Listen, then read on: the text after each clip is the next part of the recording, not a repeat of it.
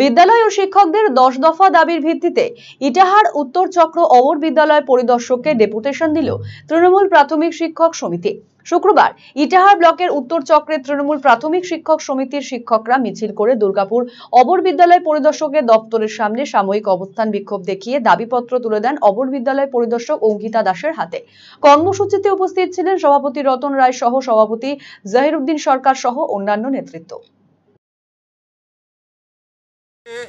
পশ্চিমবঙ্গ তৃণমূল প্রাথমিক শিক্ষক সমিতির পক্ষে আমরা এসআই অফিসের নিকট ইটাহার উত্তর চক্রে ডেপুটেশন দিতেছি। এটা আমরা চেয়ারম্যানের কাছে ফরওয়ার্ড করাবো এসআই ম্যাডামের মাধ্যমে।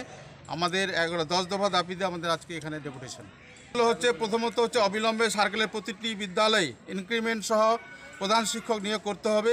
2 নম্বর হচ্ছে ডিসেম্বর 2024 পর্যন্ত 1:3 অনুপাতে প্রধান শিক্ষক প্যানেল তৈরি করতে হবে।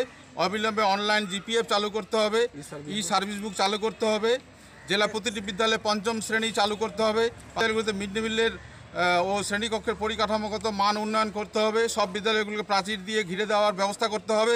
অবিলম্বে শিক্ষক শিক্ষিকাদের অবসরকালীন বয়স 60 থেকে 65 বছর করতে হবে। বিগত দিনে যা বামফ্রন্ট সরকারের আমলে কমিয়ে দেওয়া হয়েছিল। চাকরি সংক্রান্ত সমস্যা দ্রুত সমাধান করতে হবে। আর 10 নম্বর দাবি হচ্ছে যে সমস্ত শিক্ষক শিক্ষিকা ভারপ্রাপ্ত প্রধান শিক্ষক যে স্কুলে টিচার ইনচার্জ হিসেবে আছেন তাদেরকে সেই স্কুলে হেড টিচারে নিয়োগ করতে হবে।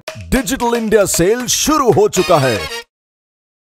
इंस्टेंट डिस्काउंट, सबसे कम दाम, पाए नो कॉस्ट EMI, बेहतरीन आफ्टर सेल सर्विस और बेमिसाल एक्सचेंज वैल्यू। आज ही रिलायंस डिजिटल आइए।